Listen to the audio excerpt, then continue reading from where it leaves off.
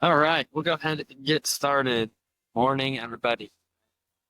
Appreciate everybody being here, and thanks for bearing the cold with us this morning.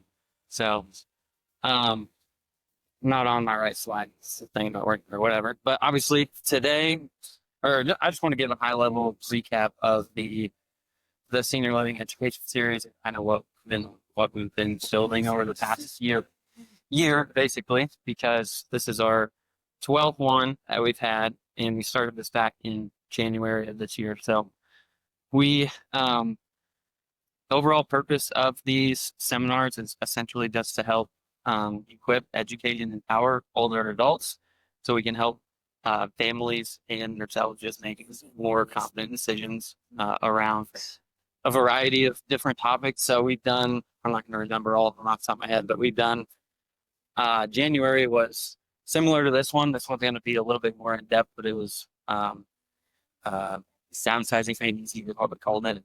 We've done a scam prevention one, one over dementia, uh, and a few just Medicare one months ago. So overall, that's just a high level of what these seminars are. I appreciate everyone that's been coming to them. So today, obviously, is going to be over should you sell as is, what longtime homeowners need to know. So overall, we will just dig in. And I did also want to shout out our two education partners really quick.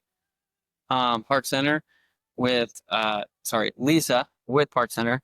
They are located in Dayton, and they are a CCRC community, and they joined us along with Hearthstone, who is another education partner like April, May, June timeframe.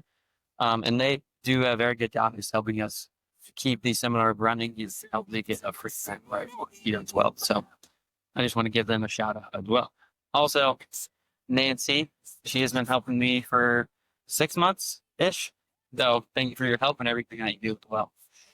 I think that's all the announcements that I had. But we'll go ahead and just dig into today and the overall purpose of today and exactly kind of what we're going to cover. So we're just going to go over, we're going to try to create clarity and just create confidence with simple steps on what it actually means to sell your house as is, or you should sell your house as is. And then we will answer some questions along the lines of what it as is actually mean, what it actually means, what buyers are expecting in today's market because the real estate market shifts, and then how to protect your equity. We'll talk about some investors and mindset of investors, what they have and what their business looks like. I'll give a couple examples of just real life stories that have happened inside of our real estate business to just hopefully share some insight on things that we would have found differently and how we learned from that. And then just overall options in that. So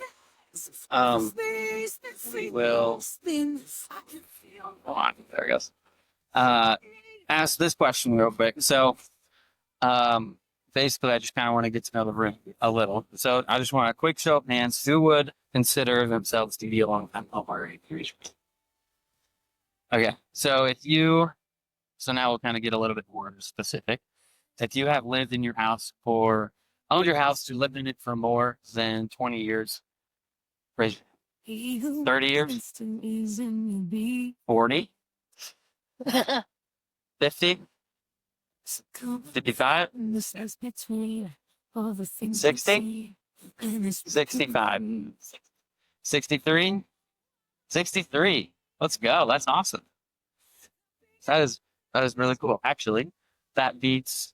I just went to our Senior Real Estate Institute conference, and I think the lady that runs that, that's how I got certified senior housing professional. She said I believe her max is 62 years, so I need to let her know. Beat that. Two people at 63, so that's pretty cool. But yeah, I just kind of wanted to open up with that and just say, like, we all have people have lived in their homes for a long time, but sometimes don't exactly know what to do when you're getting ready to sell your house. So it's kind of the purpose of today. And There we go. Overall goal is basically obviously I'm a real estate agent, but my goal is not to get you to, it's not to convince you to move. It's not to convince you to sell your house or anything. It's not to push you into anything. It's just overall to help you make an informed decision when/if the time comes, how we can protect your time through the overall process, and then how we can protect your equity that you have built inside your house as well. So yeah, that's kind of the overall arching goal, because at the end of the day, things do get harder as we age, and life just gets more full and busier, and just trying to help simplify some of those things. So we will dig into the first kind of topics we will dig into is what as is really means. And I could ask everybody in this room what they think as is means. And I feel like everybody probably have their own perspective on what that means. But we're going to dig into what it actually means for sellers. What it actually means for buyers, and then what it means for investors. So we will dig into that. First, we will it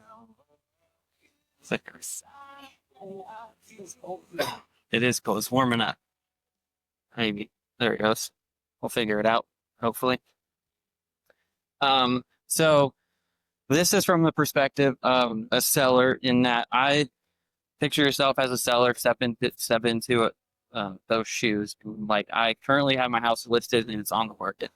And then another house then comes on the market, and they are marketing their house as an as-is sale. So what this seller thinks, like, high level, is just like, oh, they're marketing the house as is. What is wrong with it? Like, that's kind of what sellers sometimes think when they see a house that's on market that's being marketed as an as-is sale. From the buyer perspective, house is on market, it's being marketed as is. We'll have buyers that are going to be walking that property. They're going to walk through it, and they basically, in their heads, their perspective, it's like the seller basically just doesn't want to execute. It's kind of what their mindset and what their thinking is. And then for investors, and we will kind of dig into the investor business later inside of the presentations, but they basically, high level, are just thinking how low they're purchasing property for. Because at the end of the day, it's their business and they're trying to take a profit on it. So that's just kind of what the different perspectives are and what they're thinking about when it comes to that. So these are just different home sale scenarios, and I kind of just want to go over this graph to give you an idea of what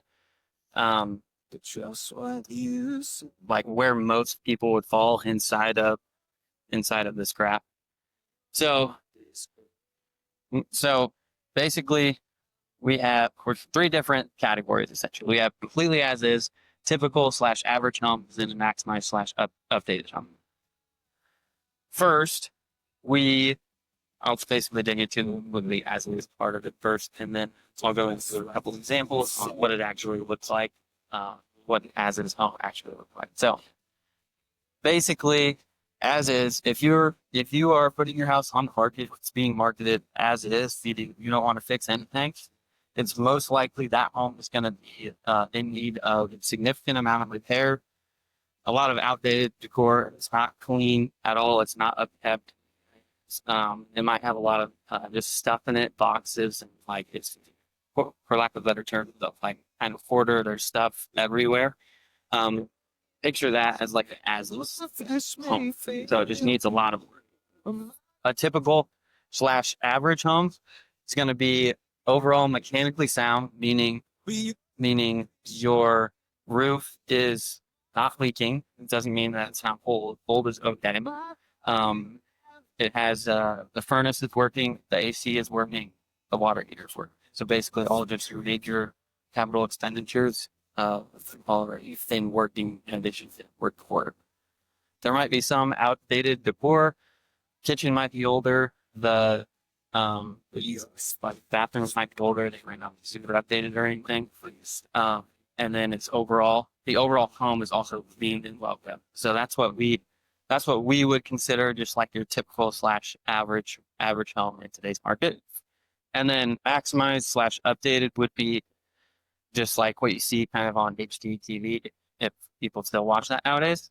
But yeah, just trendy decor, updated kitchens, updated bathrooms, as the granite cabinets, countertop, sorry, updated cabinets, tile flooring in the bathroom, all that stuff. So it's just been newly renovated, and then also has newer candles. So overall, that's just high level, like where majority of people would fall would be typically in this average slash typical like home range. So that's just kind of give you an idea and perspective on where most homes fall from my perspective. And next, we will kind of give you an idea of what basically some photos, pictures of like, so you can actually visualize what I'm talking about. So also want to give a caveat, like our real estate team we don't judge anyone on like their living conditions or anything like that. So we're going to look at it completely as it's home. And like, just want everybody to know, like, there's no judgment on our side. People live like this. That's okay. Like, and it is what it is type deal. So, yeah, I guess I just wanted to throw that out there. So, here is an example of an as-is home. So this is just the exterior, which is okay. Obviously there's stuff just kind of around, just tires and grill and stuff, not like, I guess, quote unquote, in order. There isn't really there isn't much for landscaping. This is on the other side of the house. Still, like, it's just not stuff kept very well from the exterior. And then on the inside, just stuff. Like, this is the living room, so there's stuff around. And then we'll go through the rest of it here. This is a bedroom, just kind of stuff everywhere. And then basement, actually not terrible. There's stuff everywhere. I've seen worse. Bathroom, obviously it's just full of stuff. So you kind of get the point. This is like what we would consider as is sale. And I did walk this property as well, and just and you might be able to tell from photos, but obviously it's just wasn't super clean either. So like this home was being sold as is. The sellers were not open to making any updates or repairs to the property. So nope, they did not.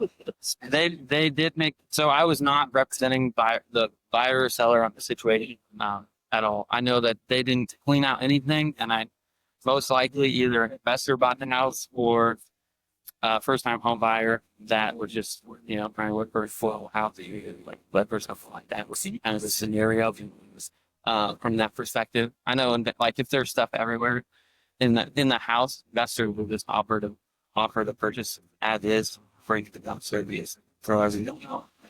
That's just, it's an option for some people it works. So, but yeah, for another example for like to go into like where typically majority of the homes kind of fall. This is actually a house that we have listing currently outside Prairie City, and so obviously they have done a good job of just upkeeping the landscaping on the outside. The roof is older. It's like 20 years old ish. Windows are older. Come on. Inside, it's very well kept. They've lived there. They have been the only owners of this house. And they've done a very good job of keeping it super clean. Obviously, it's not super like quote unquote updated. So it's not like a deep, like HDTV isn't going to come in and say, look at this house. It's awesome. But it's very nice. It's very well kept. And, like the kitchen is, these were actually custom made by the owner of the countertop. So they're a little different, but the, cabinets were just original, when they first built the house. Obviously the trim is all original. Kitchen area. And then bedroom, just standard. It is The house is currently listed at $389,000. It's a bigger house. It's 4 bedrooms, 3 bathrooms, and it's in Prairie City. It's like 1,700 square feet, so it's a bigger house. Um, but it doesn't. At the end of the day, this is just like, for example, it's like the size of your house, the price of your house, not really kind of the overall idea is kind of what I'm thinking it to. Just trying to show an example of like what a standard house would be, if that makes sense. Meaning, just from the perspective of like cleanliness, there's not a bunch of stuff everywhere, it's decluttered, things like that. So then on over sits down like heaven. No, sorry. So yeah, bathroom. There's a bathroom, and then basement, just an open basement, and then you go to the front and yeah, downstairs. So now this be an example of an updated home. So this one is actually listed. I need to list the house info. I don't have it listed, but if anyone knows buyer for it, I just thought it was a good example, and I was already looking at Prairie City. So this house just updated today. Right now, the style it's changing a little bit, but currently it's bright white, and floors are typically going to be either gray or brown with LVT. Like that's kind of just the style of what's in at the moment. So that's what this seller decided to do. So they have all updated kitchen cabinets. They have brand new appliances in the kitchen, updated countertops, backsplash, all the stuff there. I haven't actually walked the house, but it seems to me like all the windows have been updated. So yeah, this is just overall an example of like what this updated slash renovated home look like slash feel like when you walk this. And basically the overall point I'm trying to make is like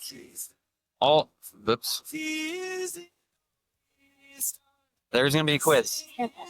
The overall point I'm trying to make in showing you these examples is that like homes that are in the like average category sell every single day. Don't have to update your house.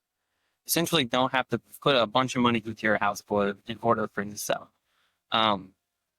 Like essentially I'll dig into this as well, but the number one thing that's going to sell your house is price. And at the end of the day, the buyer essentially determines what your home's actually worth. Yes, we can put your home on the market for X dollars, but is that going to attract buyers to your house?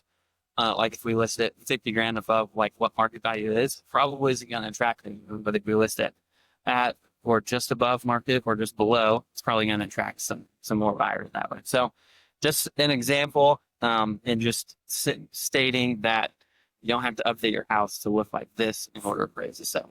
So now we have quiz. Okay, so first I'm going to put up a photo of, I'm going to do three slides. The first photo is just, they're all going to be kind of just testing our knowledge and what we've learned just over the past 20 minutes. To determine if these houses that I'm going to show are what we would deem as like fixer-uppers slash as-is home, or if they're like your average style homes. So first house, maybe, is this house. Would we consider this house a fixer-upper as is home, or just a standard slash average home? Yep.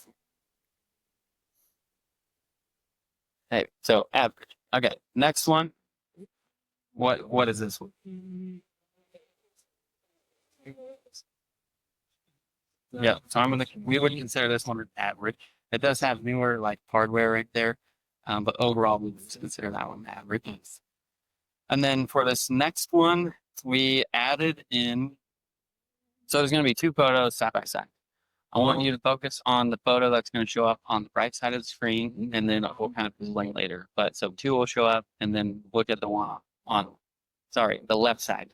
The left side. My right side, your left. So it's one on the left side of the screen, just average, or like a fixer upper or average. Yes. Perfect. Perfect. Yeah, that's good. Perfect. So it's basically just to give you an image of like, that's kind of what the same kitchen. One of them has updated everything, essentially faucet, sink, countertops, cabinets, all of that stuff. So, just to give you, but, so yeah, that's kind of, high level there. And then next I will date.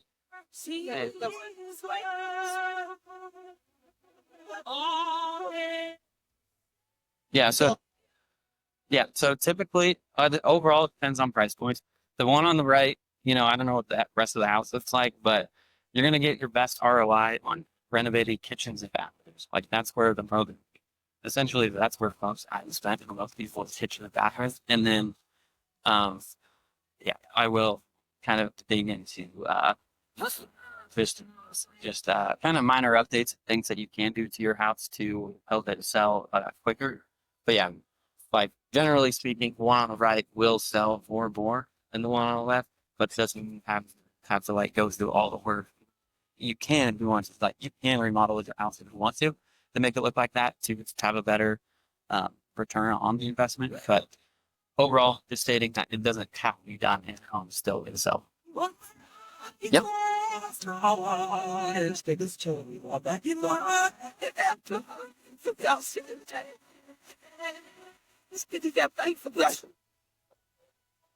Gotcha.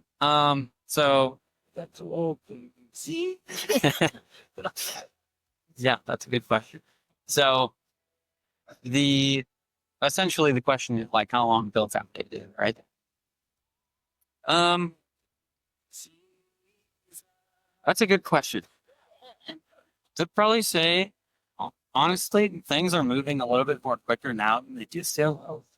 Yeah. Yeah. I was gonna in my head initially, I was gonna say about 10 is is what I this is how quickly things are changing. Oh my God, yeah, overall, yeah, I'm just saying, yeah, you do not don't have to update your house. That's kind of if you don't want to.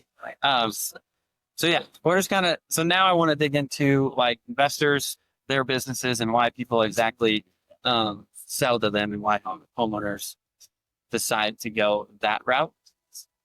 So, um, first, one of the reasons that we kind of thought of that three reasons basically. One of them is they feel overwhelmed in the situation because they just have a lot of stuff, don't know what to do.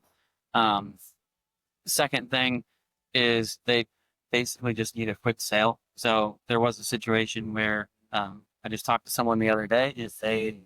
Um, she was helping place someone, and that person, um, something happened with their health, and it declined, and basically needed to go into a senior living community, and they needed the money. So, like basically immediately. So they were able to find an investor and purchase the house, and she was able to have money to go into that community. So that's just an option. So they just need a quick sale, and that's what investors do inside their business, and being able to help people that way.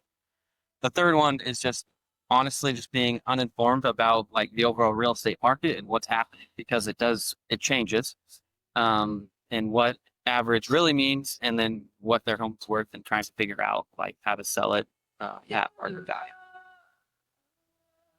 So then, yeah, I guess next we'll go into just two personal stories that affected myself and inside of our realtor business. So the first one was Carl and Helen, and this is not an actual photo of them, but this is just one I found off Google, and it's just to give an example. So they lived in their house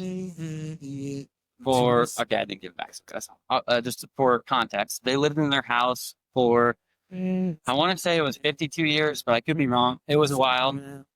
And they told me that they actually got married in the house as well.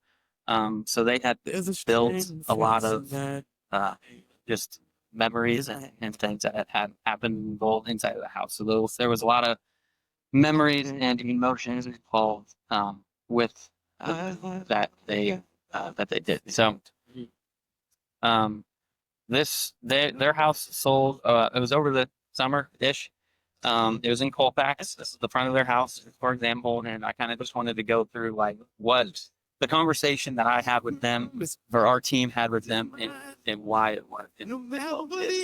So their overall, yeah, more context. They were moving into a senior living community. They actually lived at Park Center, and they were unsure on exactly what to fix inside of their house, unsure what to do, so they just wanted more clarity on sell the house. And Carl was very, he was, um, I don't know the word. He was tight. Yeah, I get that's good. Thank you, thank you. And yes, frugal. He didn't want to make, and he didn't want to waste any money. He wanted to make sure he was spending money on the right things. And they also weren't sure like what they're going for because when they bought it for like 30 grand or something, 20 or 30 grand, and lived in it for 52 years, and it's sometimes a little deceiving, how much my home actually. So we went through these scenarios with. So initially, actually, I'll go through photos here real quick. So this is their. That was the front of the house. This is their living room. So it was Helen did a very good job of keeping the house, and I'm sure Carl did well, but she's the main person who kind of did that. But yeah, it was very nice, well kept, clean. So they did a good job there. And then kitchen, so they had updated lines as it wasn't a super updated kitchen or anything. I think they had put down new flooring as well. And this upstairs, it was a 1.5-story style house, so you'll see the like attic actually like come in. So there were bedrooms upstairs up above that, which is why you kind of see the roof over there.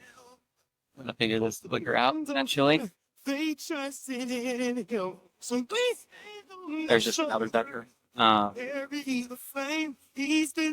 Next slide. So the conversations that we had, basically, overall, I just told them where I wanted the house is very well kept, clean, presented well, and I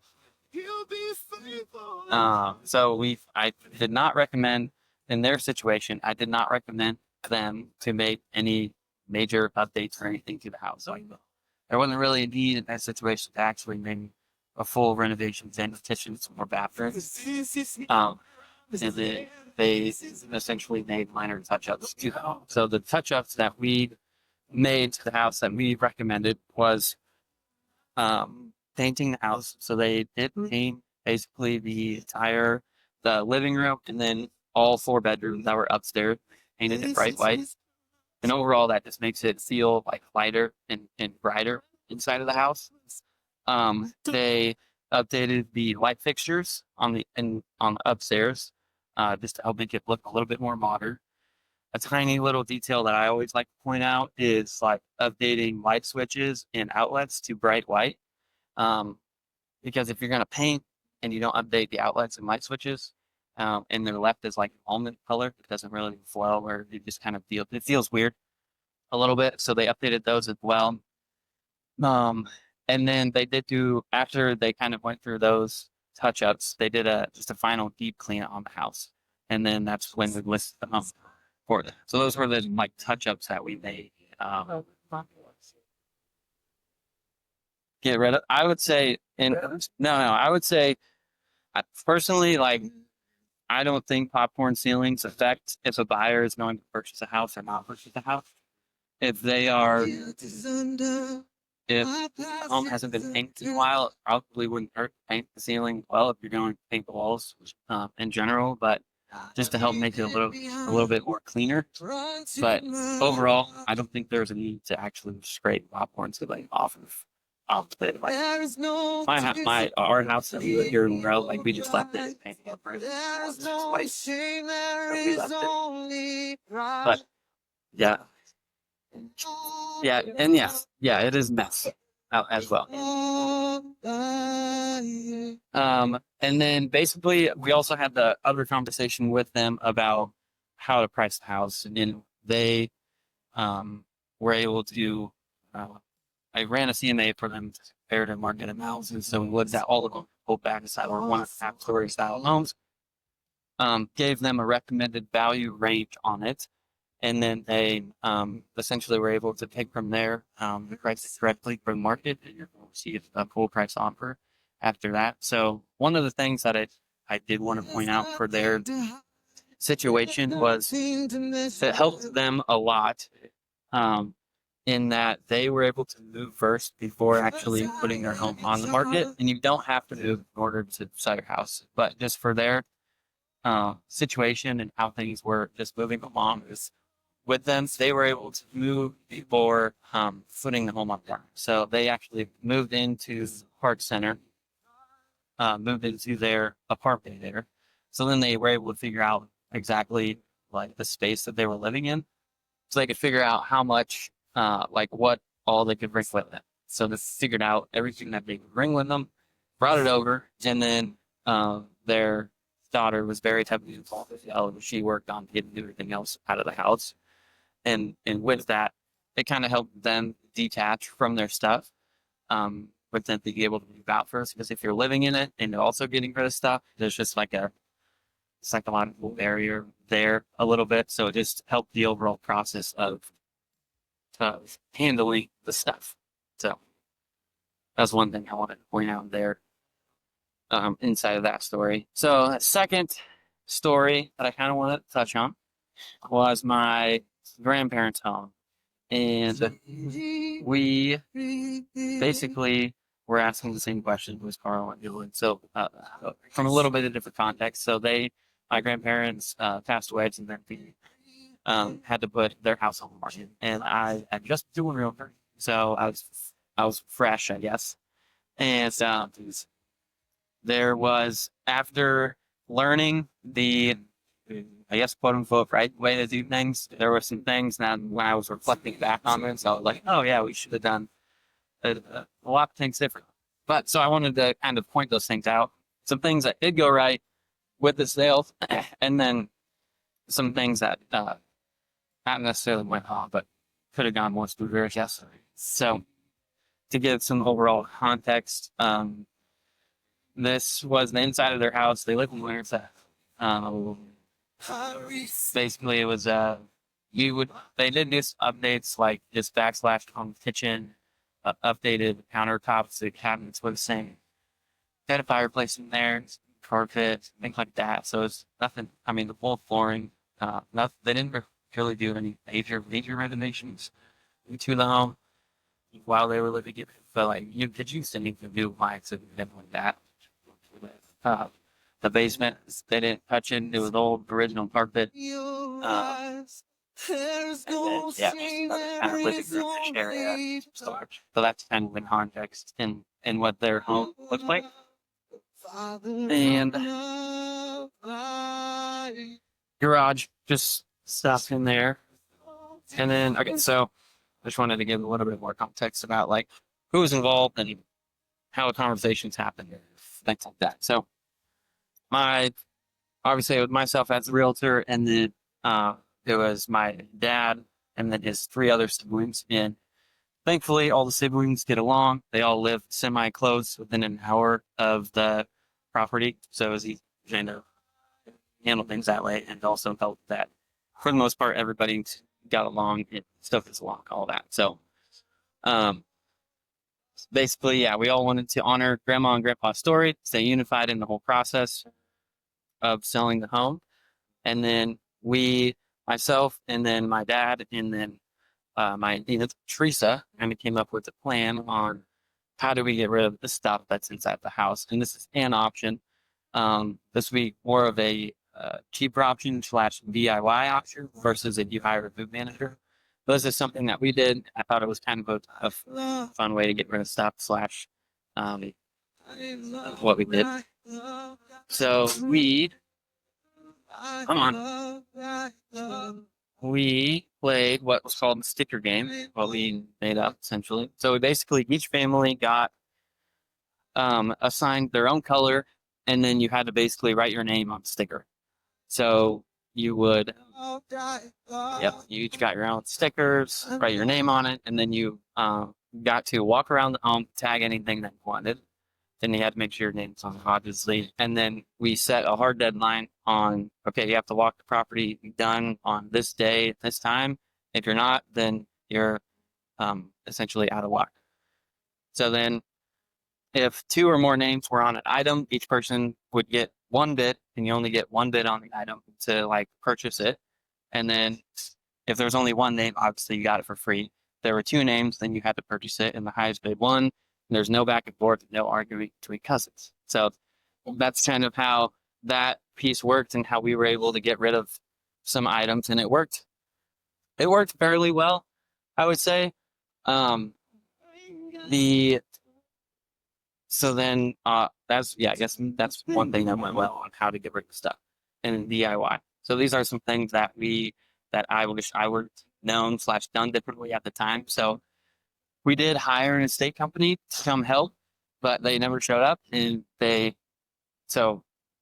essentially just never showed up, and we had to figure out how to get rid of bigger stuff and all the other items that didn't sell, like when we played the sticker game. So I basically learned that I needed to create like a resource team is what I call it. So now I have a couple different estate sale companies that I can call that I know that are reliable and what like hand you people and stuff like that. So it's just creating that team. And when I first started, obviously I didn't have that. So that's one thing you learned there. And then there we go. 2 days before closing, essentially everything that was left inside. Okay, sorry, I did want to touch on this. I just remembered it. So I can go back to the photos. So when we were getting rid of stuff, and figuring out how to take listed photos of the property, we actually, so you can see how there's not a lot of clutter or anything like that. We actually put everything inside of all cabinets, inside of the closet, inside of all the kitchen cabinets, things like that. This had a door on it. This whole thing was full of just stuff. So it was, that was another thing that we did do right. This thing, basically, you're touching everything twice. So you have to move it twice. So yeah, that's one thing that I just popped in my head. Is like, yeah, all of this is full of just stuff. And then we had to figure out how to get rid of that. So that was just one little comment that I wanted to move from. And then 2 days before closing, we essentially put everything outside, just literally put it all outside in the yard, took photos of it, posted it on Facebook Marketplace and said free, gave the address. I said, like in the comments, like I won't be, nobody's going to be at the property. It's first come, first serve, and just figure it out as that. So I did not have any before photos, unfortunately, but these are the after photos and what was essentially left on the day of the closing. So it actually worked well-ish. So 75% of it disappeared. This was stuff that was left over, but most of it, just lack of a better term, this bunch of junk, like old TVs, and there's mattress, stereo. There was like joint compound there. So then, like on the actual closing day, what we did, my dad, my uncle, and I just drove a pickup truck down to their house and loaded everything in the back of the bed. But we drove it to the house and stuff. That's just a quick story on things that went right and things that could have gone smoother. They didn't necessarily go wrong, but there is a better way to do it. And basically, I also just wanted to point out like things that we necessarily didn't actually need. So my parents or my grandparents they did a very good job of just keeping it upkept. Yes, they did have stuff, but it wasn't like packed up, to the ceiling or whatever. So we didn't make any updates to the home. We didn't paint it. We basically didn't touch the house. The only thing that we did to it was just clean and declutter. So we took everything, majority of the stuff off of like countertops and that living room area with all the shelving. We took all that stuff off, and basically just did a very nice deep clean, and decluttered it. So That was the main recommendation and suggestion that we did to the home. And yeah, disregard that last line.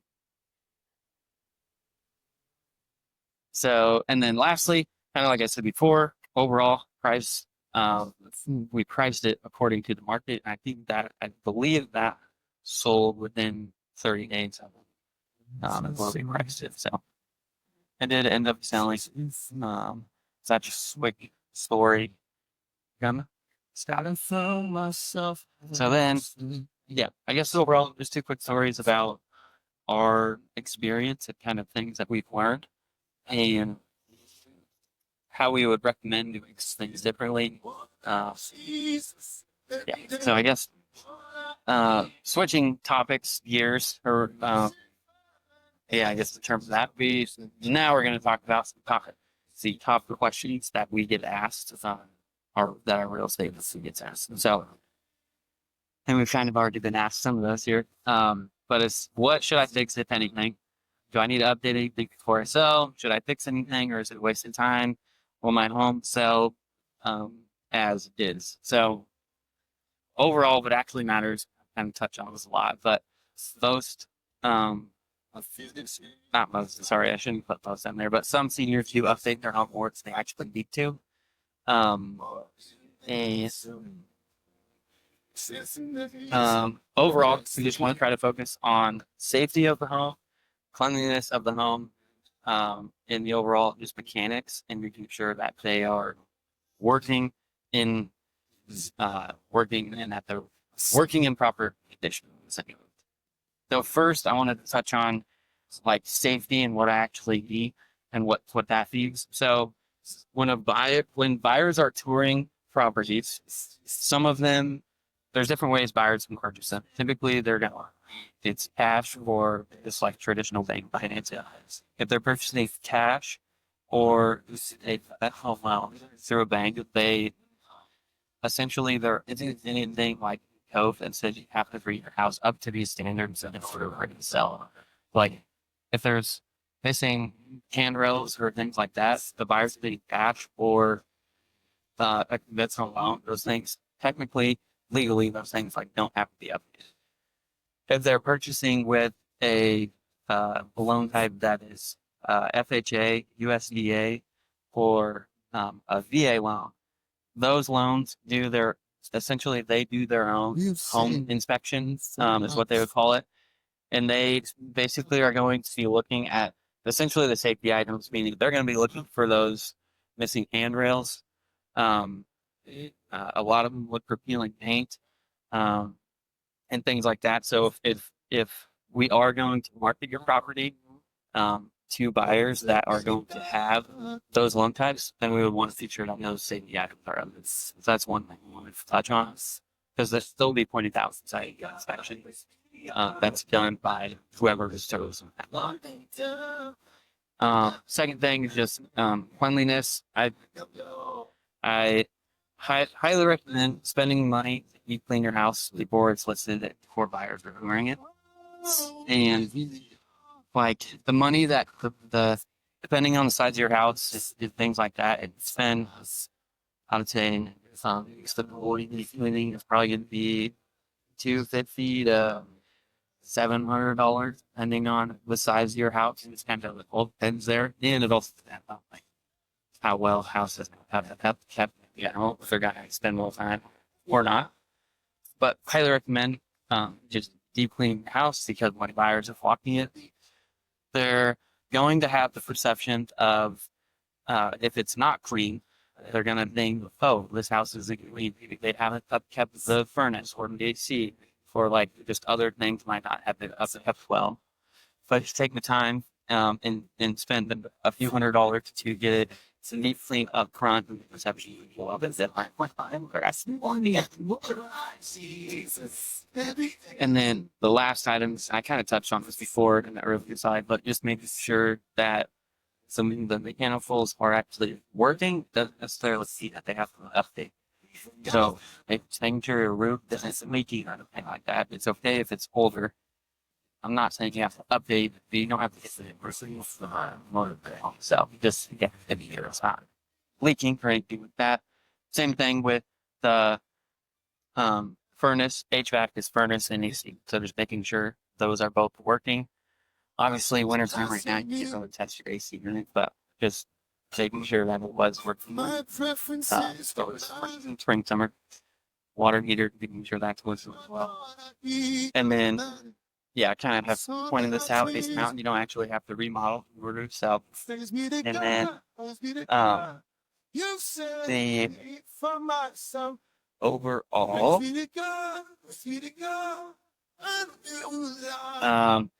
couple of minor touch-ups. I already basically have said this, but paint goes a long ways with cleanliness as well. Updating light switches and outlets, light fixtures, cheaper update, but it makes the home feel more modern. So that's what we did with Carl.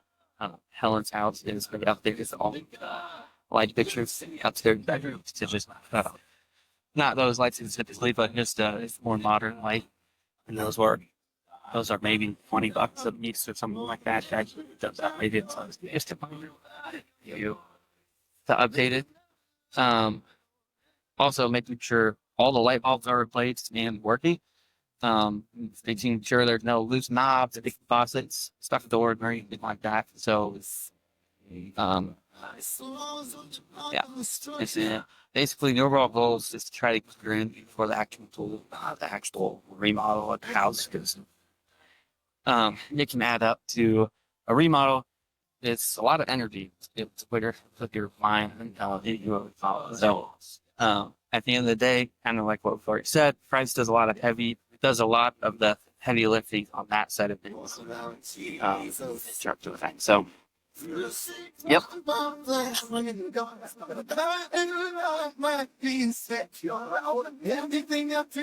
For in order. Nope. Nope. So the question is, do you have to have a bathtub in order to sell? So yeah, short answer is no. You can just sell your house however it is, you can sell it. Yep.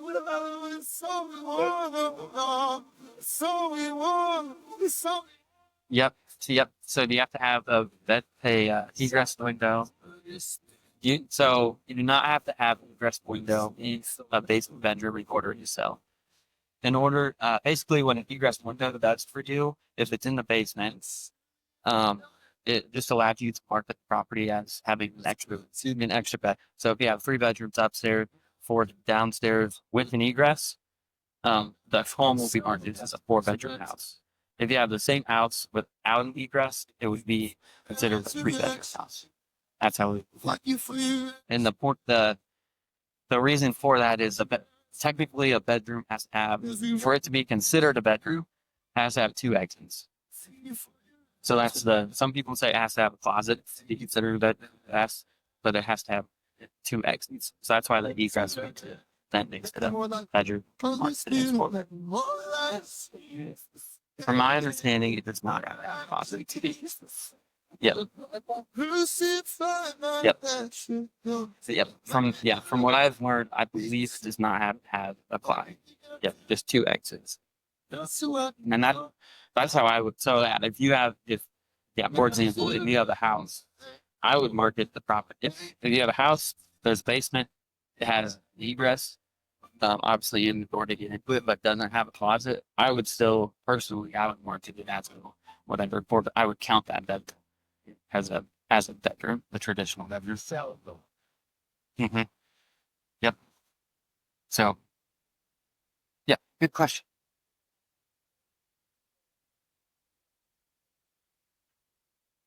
Um,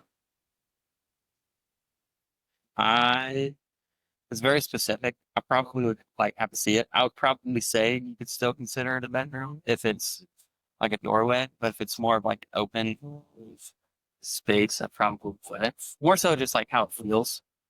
Just making sure it has 2 exits. Like if you're walking downstairs and there's a room here that's like a living room, and then kind of just like another open space, but it doesn't really feel like a bedroom. I probably would have marketed it as a bedroom, if that makes sense. Because buyers are going to be comparing homes and other homes that are on the market. So, yep. And yeah, if it doesn't have an egress, I would call it or I would write a listing description that it's a non-conforming bedroom. That's how it's smart. Though if it would say 3 bed, 1 bath, or whatever, the listing description has a non-conforming fourth bedroom. Yep. So now kind of just to touch on like what is actually happening in the real estate market today, and the questions that people are kind of asking. Sorry, I feel like I've been talking forever.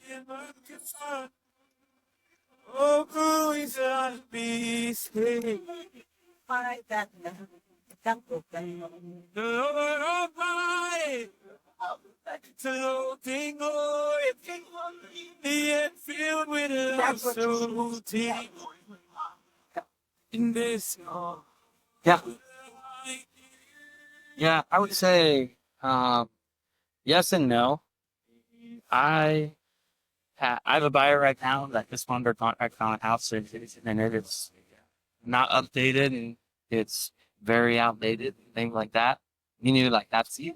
But I will say he is probably right now in the record one group from the people younger generation that kind of working. But most buyers want homes that are updated and where they just walked in is really well. It's the quote unquote moving ready. So where they don't have to be updates or do it. So I'd say that is travel done accurately. Just wanna be cheese.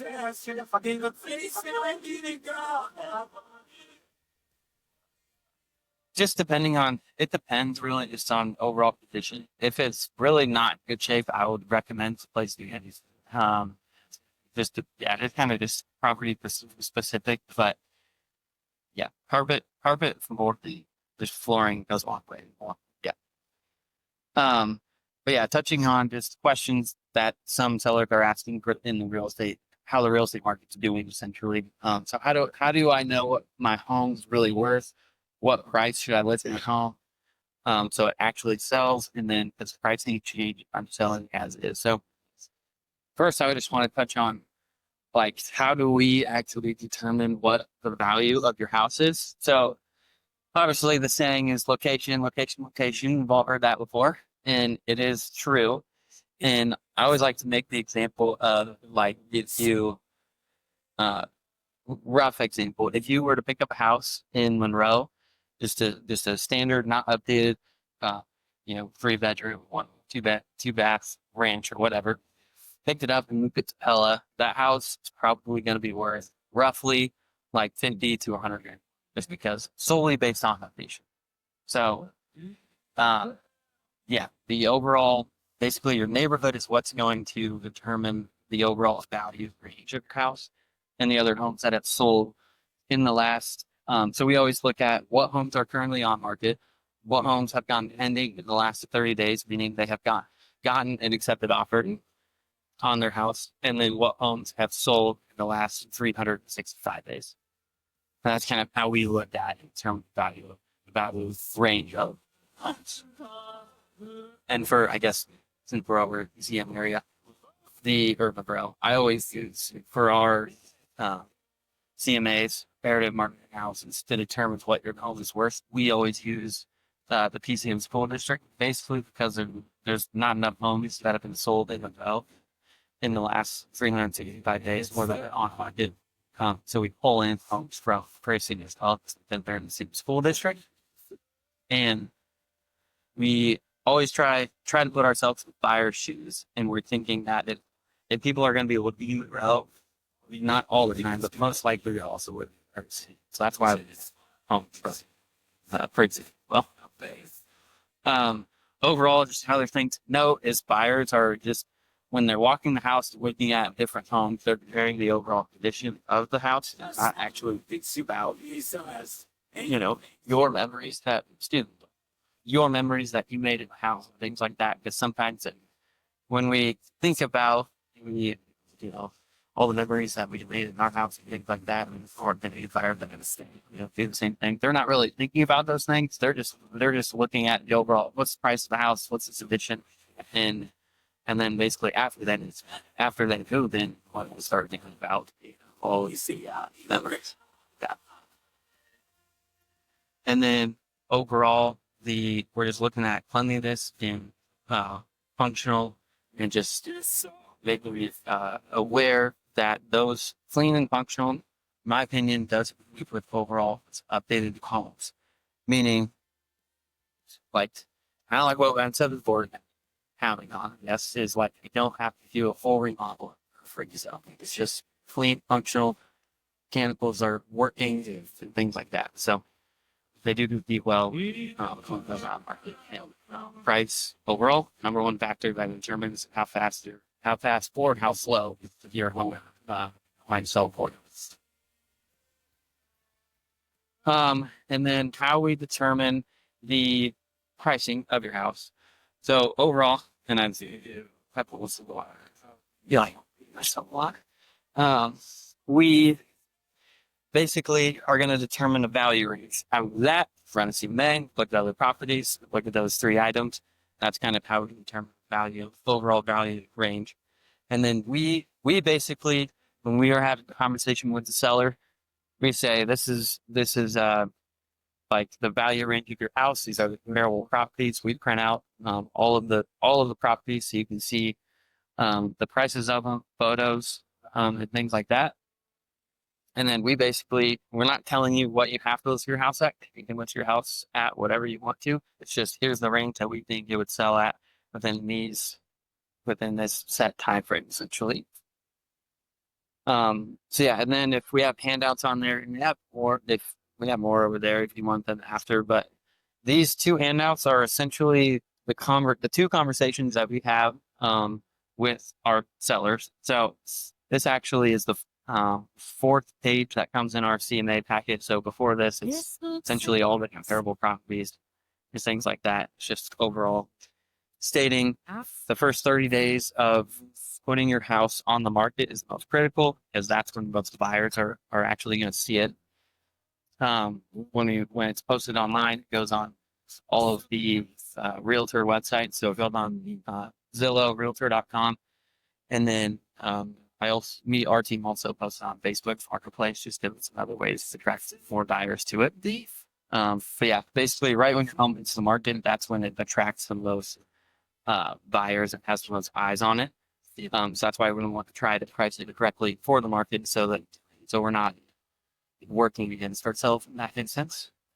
And then this this sheet of paper, basically, the conversation that I have with our sellers is, in this market today, if we list your house, we are getting very little to no showings. And I always do right now the first 30 days, because the market's slowed down comparatively. So like COVID timeframe, homes were selling within hours, which is kind of unheard of. Now it's kind of transitioning out of that. Now we're in the more like quote unquote normal market. There's, for perspective, COVID timeframe got down to about it was like 800 homes on market. Right now, we just hit 4,500 homes, and that's for digging into the regional. That is for DMAR, which is the Des Moines Area Association of Realtors, and basically meaning Central Iowa. There's different MLSs, but actually Central Iowa. So for perspective, that's how quickly homes are selling. Homes are selling slower now, but overall, it's still, in my opinion, 30 days is still a fairly quick sale.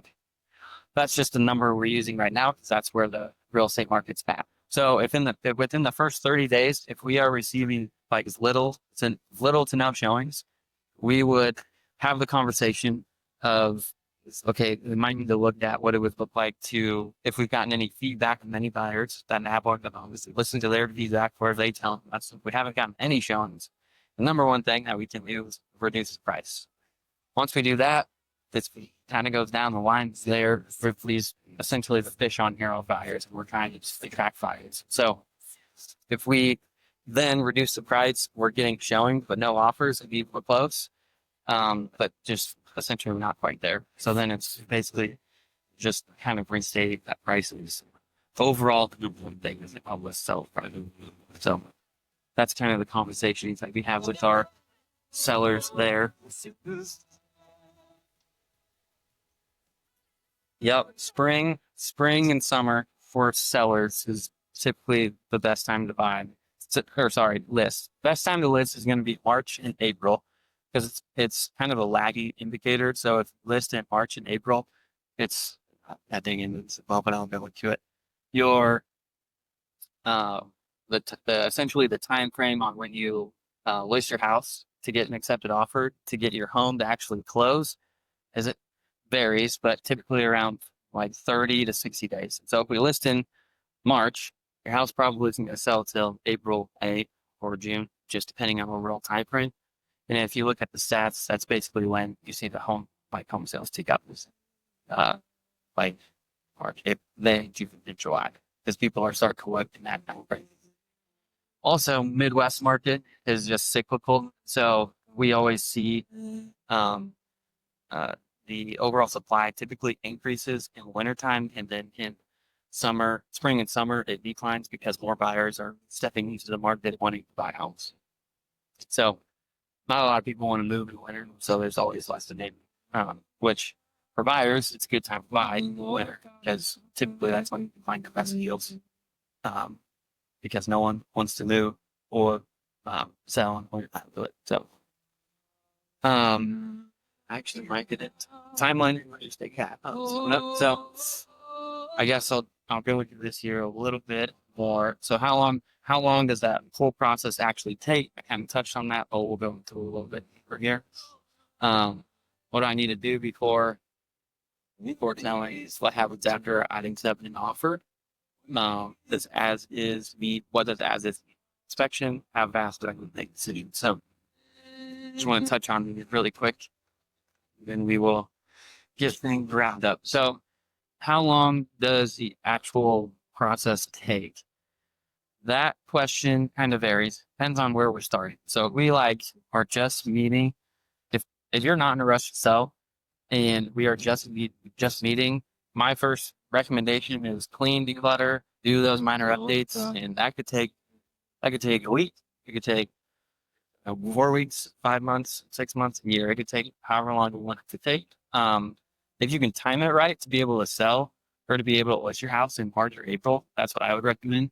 That's when buyers are starting to come back and look at properties.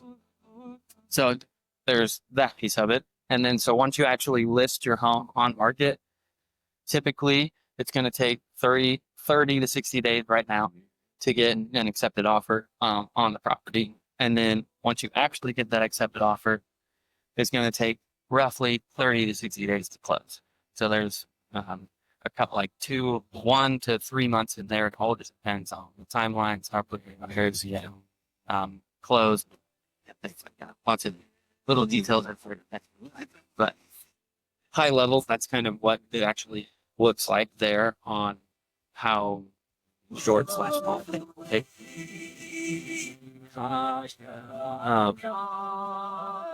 Second question was, do I need to move out before selling? Short answer is no. Obviously, sellers sell every day while living in the house. It just adds another piece to the puzzle. It just some scheduling around showing buyers, a hard thing to do. If we make sure to plan things around that. If there are certain times you are home and sleeping and don't want to show at home, that's fine. You just state that to any buyer that's looking. You can make it so buyers can only look between X time frame, next time frame, or what have you. Just varies depending on the situation. And then what happens after I accept an offer? So two things. The first two immediate things that happen after you actually list your house, buyers are touring in, you have a fully signed purchase agreement with that buyer. Two things happen. The buyer will first submit their earnest money, which is basically security deposit on the house, saying that they are serious in purchasing the property. The second thing that happens is the buyer will complete their home inspection. And then basically after they complete their home inspection, we get what's called a property inspection addendum back from them. They are going to typically, majority of the time, they're going to ask for some repairs to be done to the property. We negotiate from there, go back and forth. We either two things. We either come to an agreement with them on saying, I'm going to fix XXX, or we can't come to an agreement because they're asking for way too much, and I don't want to do that. And then basically on that end of things, the property would then just go back on market, try to find someone else to market to. And then on the other side, we negotiate and then figure out what's fair for both parties. And then the work then would either different things can happen, but different things can happen on like what actually come to an agreement on. But then after you come to an agreement, you could basically go through if the buyer's paying using a loan, go through title work, appraisal, just different closing documents in order to look. So I kind of wanted to touch on this as well. So like marketing your house as is / what does it actually mean?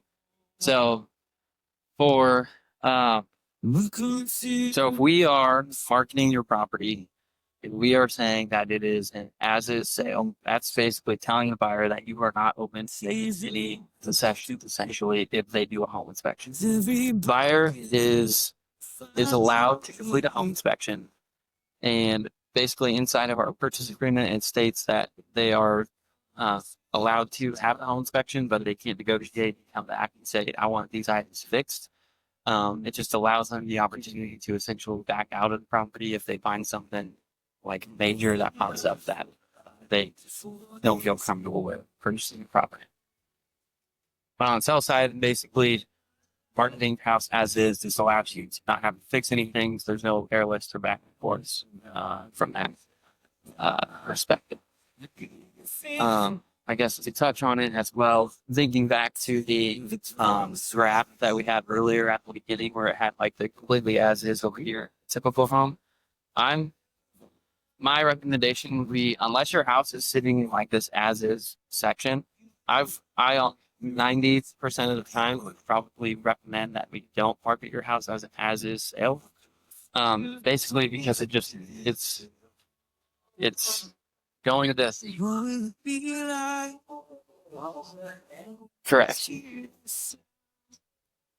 Correct. Yep. So yeah, exactly. So yeah, you're going to have it either way. And yeah, so the only real reason to market property as is if it's in really, really rough condition and like major things have to be fixed, stuff everywhere, that big Z. Other than that, I would not market property as is sale. Okay. Next is just short answer: how fast do decisions need to be made? Typically, everybody has cell phone nowadays, so it's fairly easy to just hop on the phone call, just chat through whatever has come across our desk or whatever. But standard within 24 hours is typically the time frame. The time frame that I like legally. There's stuff inside of the contracts that say when you actually have to get back, but always like to be proactive on things and try to get things done, not on the deadline day is the goal. So within 24, 48 hours typically. And then to just kind of wrap everything up, because I not think I would be talking this long, to be honest. Sorry, I went way over. But just to bring it all together, just summary of what we kind of talked about, what as is really means. Gave a couple of real life examples of things that have happened inside of our realtor business, what we've learned from that. Learn how buyers think, how pricing works, and the overall timeline and logistics, and then just high level what it actually looks like to work with our team. So we always just start with a simple conversation, learn more about you, learn what your goals are. And then we, depending on overall time frame, maybe, there we go. Basically, we'll just walk home together, review your options. You need to make any minor updates, touches to the house, things like that. Review it, and then we can give you, after we walk it, we can give you this, run that CMA and give you what clear pricing timeline plan could be. And then again, just overall goal is trying to protect your time, resources, and equity. And one thing that our team does that we have found useful is I only have one of these, so if you want one, I can print some more off. But we hand out our downsizing made easy guide, and essentially what this does it kind of gives you just an overall guide that helps you downsize out of your house from basically the first step in here is starting with a simple conversation, creating a plan, and then the second step is actually having a conversation with your adult children, just to get them on the same page. And then it goes into some other things, but that's a resource that our team utilizes. So, yeah, overall, that is the gist of everything and what it kind of looks like to work with our team. And obviously, I want these seminars to be educational, no sales pitches or anything like that. So, yeah, I hope everybody got a lot out of it today. And then, yeah, I'll open it up to Q&A if we want to do that. Yep. Yeah, that's a good question. Everybody has a little bit different opinion on radon. I will do whatever the seller wants to do. Because so I guess for example, my wife and I did a radon test and we moved into our house. It came back as like 14 or something like that. We decided to not install a radon mitigation system.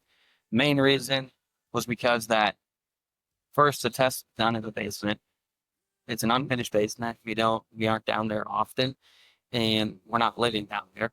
I think technically the actually I had a different conversation with the seller about this earlier this week, and technically when radon tests happen, they should happen on the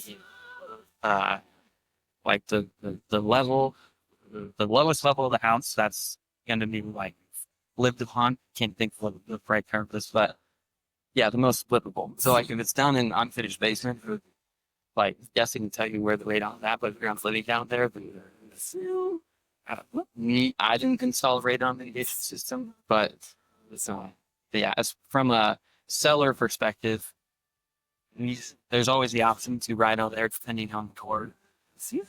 Thoughts or feelings about it. If you want to, a lot of sellers are now just writing seller will not save for radon mitigation providers all enough. So that's just an option you like list out. Does that make sense?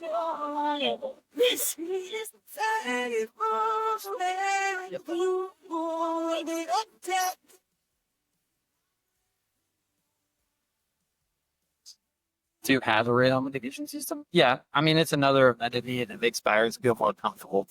Definitely, if you have. Yeah. Yep.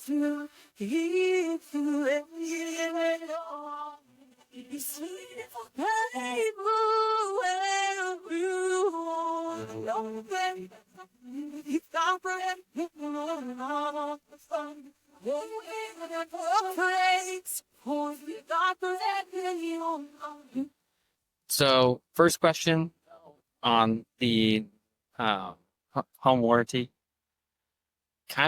Honestly, it kind of depends on the just like your situation, like and like how old the appliances are, what condition they're in, like if they're about to go at. Also, it's like if it's a first time home buyer, it could be more advantageous for them to actually have one because they might have a little less cash, versus like a move-up buyer, they might have a little bit more cash.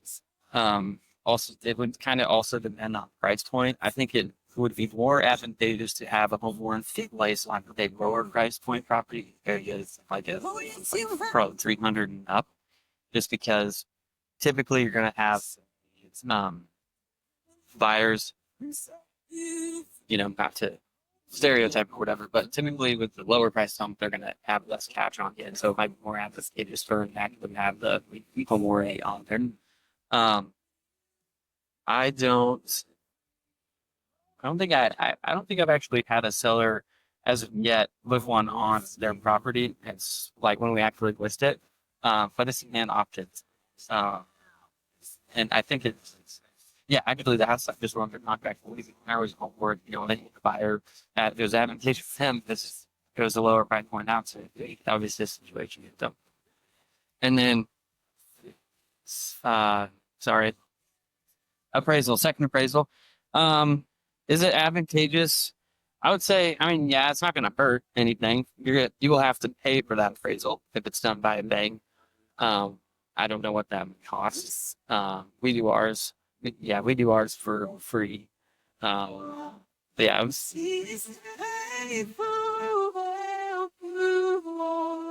yep, yep, Z-Main. Correct. Out of full, yeah, there are two. So you have three different. You basically have three different values of your house. So you have a CMA, which is what realtors do. You have an appraisal, what banks do, and then you have the actual market value, which is like when you actually sell your house, what does it actually sell for? What does the buyer purchase it for? If that makes sense. Any other? I just want to. So, do they ever run here? Like, okay, say they, they're probably going to go, you can buy houses. Do they ever, instead of people covered it, or Yep. do you ever do cash back? Do it upon sale, you get 2,000 cash back. Yep. Yeah. So it'd just be an allowance, basically. Our team, that is common. That happens a lot. We can, like when you list your house, you can market it as having like a $5,000 flooring allowance if you want to. Um, we always recommend making sure that the buyer actually gets a quote from whatever carpet company that they want to recommend because I always recommend not cutting a check directly to the buyer because then they can go spend it on whatever they want to spend it on. It's cutting the check to the actual contractor, and then when it closes, that's when the buyer actually receives that check, then they give it to the contractor of their choice. So that's kind of how that is. So, but They could be done before or after. Like you could, something like, to me, I don't care. I'm thinking about that. Yep. But they define whatever. I don't care. Yep. Yep. Yes. I would, as far as like timeline, it can be done before or after. I would recommend doing it after. And if you do it before and something happens, then you back something back. Hallelujah from this moment. Joy with heaven's song. Sing along in hallelujah. Yep.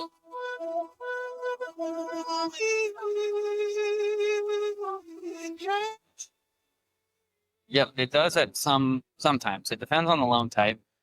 Typically, if it's conventional, it doesn't matter a whole lot. But for example, I actually have this is crazy. I had a buyer purchase a house in Des Moines. It was a fourplex. He got $30,000 credits from the seller. It's kind of unheard of, and that was put on closing disclosure, so the bank was they were able to work with the bank. Everything was figured out that way. He used a conventional loan. Typically, if it's done with the government-backed loans, that's where things get a little bit more tricky.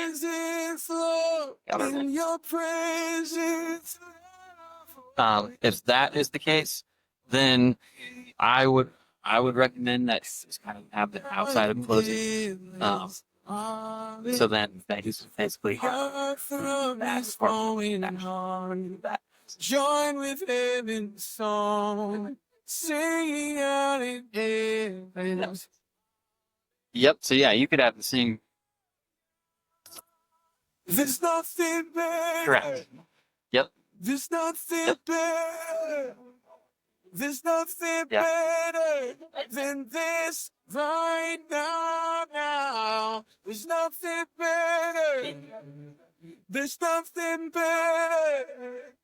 There's nothing better than this right now. Yeah, I would say not. So short answer would probably be no, because they do a much more like thorough inspection. Like they are using, um, like they've been trained to do inspections, so they're going to see things that I haven't seen. Um, but kind of like I said before, like your home does, a buyer's gonna do their own home inspection, but it doesn't mean like you have to before we list your house or anything. You don't have to like. There's no code that says you have to bring your house up to this standard.